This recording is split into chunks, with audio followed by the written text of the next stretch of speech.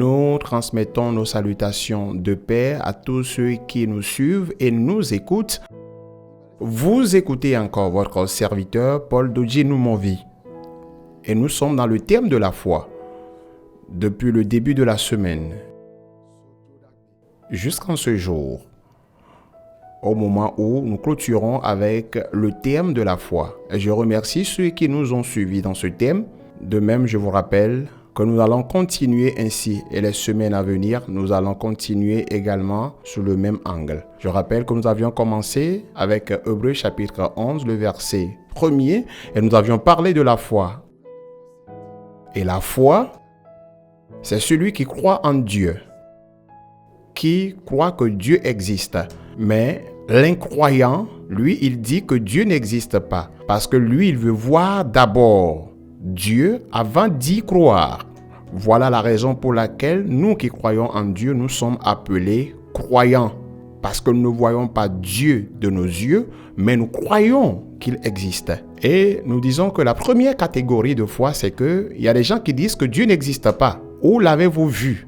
Mais nous, nous croyons que Dieu existe. Celui qui croit que Dieu existe, la Bible déclare que cette personne doit savoir que la vie éternelle existe et doit savoir que l'enfer aussi existe.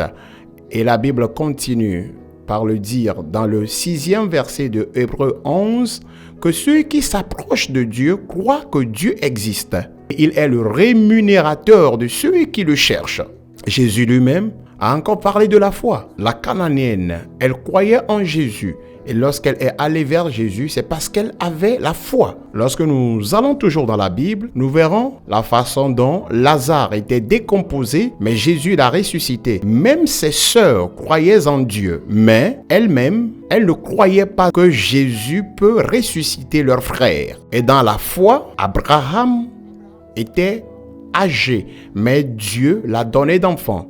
Toujours dans la foi. La foi, nous devons reconnaître qu'après l'intelligence humaine, après l'argent, après le pouvoir et les forces que nous avons, la foi les surpasse tous. Lorsque tu crois en Dieu, tu possèdes une meilleure chose qui surpasse toute autre chose dans ce monde. Et ceux qui ne croient pas en Dieu, la personne peut mourir du cancer, elle peut mourir du sida, elle peut mourir du diabète. Et il y a certaines personnes qui croient que Dieu peut les guérir de ces maladies. Cela ne voudrait pas dire que le chrétien est immortel. Non. Mais j'attire ton attention. Peut-être tu traverses cette situation et le médecin te dit que bientôt tu vas mourir. Et il n'y a plus espoir. Je m'en vais te dire qu'il y a eu un souverain dans la Bible. Lui-même, il priait, mais ne croyait pas en Dieu. Et lui, c'est Zacharie. Lorsque nous lisons dans Luc chapitre 1, le verset 18, et Zacharie dit à l'ange, « À quoi reconnaîtrai-je cela? Car je suis vieux.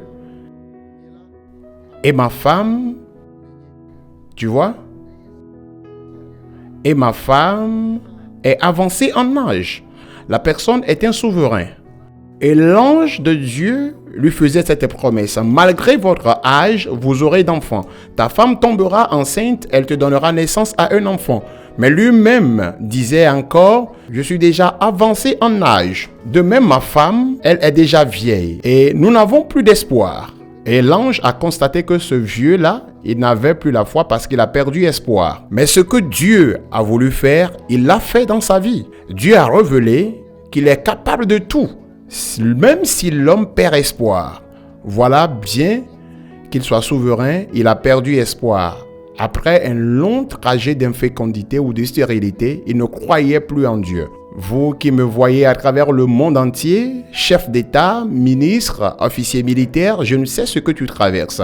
Homme de Dieu, créature de Dieu, une personne chère à Dieu, toi qui m'écoutes, député, préfet, maire, tu traverses une situation. Et il te faut reconnaître ce Dieu et tu sauras qu'en toute chose sur cette terre, tu sauras que Dieu existe, tu sauras que la vie éternelle existe, tu sauras que l'enfer existe et tu sauras que Dieu est capable de tout. Et lorsque tu possèdes cette chose, tu possèdes de grandes choses qui dépassent toute richesse. Que Dieu te fasse grâce et que tu demeures dans cette foi. Cela te fera tellement du bien. Que Dieu vous bénisse, vous qui avez parcouru avec nous ce thème de la foi. La semaine prochaine, nous allons développer encore un autre thème et je crois que cela vous fera tellement plaisir. Bye bye.